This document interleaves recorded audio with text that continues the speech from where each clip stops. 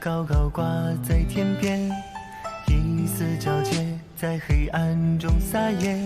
你可爱的容颜，偷走我的视线，寂寞都在此刻终结。三公主，悄悄飘到面前，一阵思念在暖风中蔓延，和你眼神交接，胜过万语千言，幸福也就不再遥远。举头望明月，回来了，你可不知道我有多想你的。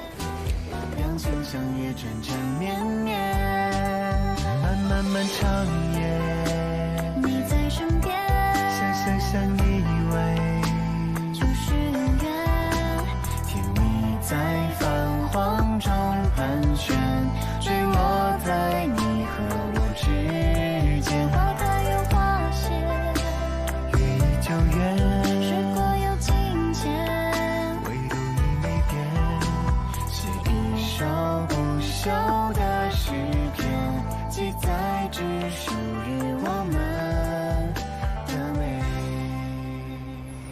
这下你们家少君该和我们少城主和好了吧？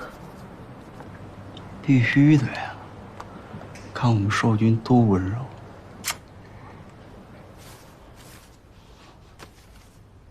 等花园城的事结束了，我带你回玄虎城。那你能不能也不要再逼迫我母亲，现在就放弃攻占花园的计划？不能。我不是已经答应你跟你回玄虎了吗？你们花园城的美人计，我可不会再上当了。我会派玄虎城的人来接管花园城，你就安心跟我回玄虎，当我的少君夫人。花园城是我祖上传下来的基业，母亲为了它操碎了心，你怎么能让玄武城的人来接管呢？他年事已高，也该退位了。那楚楚呢？你这回能够回来，也是楚楚救了你，你要和他抢？就算没有二郡主，我早晚也有办法脱身。二郡主救我，是存了利用我的心思。待明日，你母亲签了退位令书，他们都是我的阶下囚。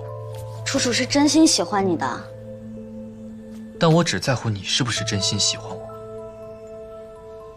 你这样翻脸无情，我哪还敢喜欢你啊？只是江山易改，本性难移。我什么本性？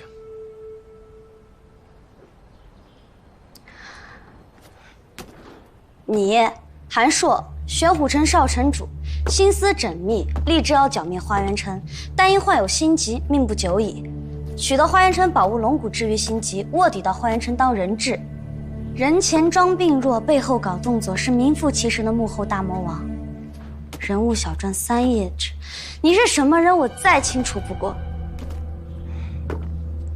你有什么不满，你冲着我来。你为难不相干的人做什么？何况母亲她现在年岁已高，刚刚还中风过。所以在你心里，我是一个表面乖顺忠厚，实则心狠手辣的小人，是吗？自从我回来以后，你从未问过我在流放途中过得怎么样，吃得好不好，睡得香不香。你对你母亲倒是很上心，我才关她几天啊，你就要与我反目，还真是亲疏分明。你吃我母亲的醋。我问你，如果我与你母亲同时掉进水里，你先救谁？你居然问我这种送命题！看来你是打算先救她。不是我说你一大男人，你不会游泳吗？你跟女人争什么？现在你承认我是大男人了，在你们花园城，不是男人更弱小、更卑微吗？你不是担心你母亲吗？现在她病入膏肓，如果你这个孝顺的乖女儿有一点点敢忤逆我意思的话，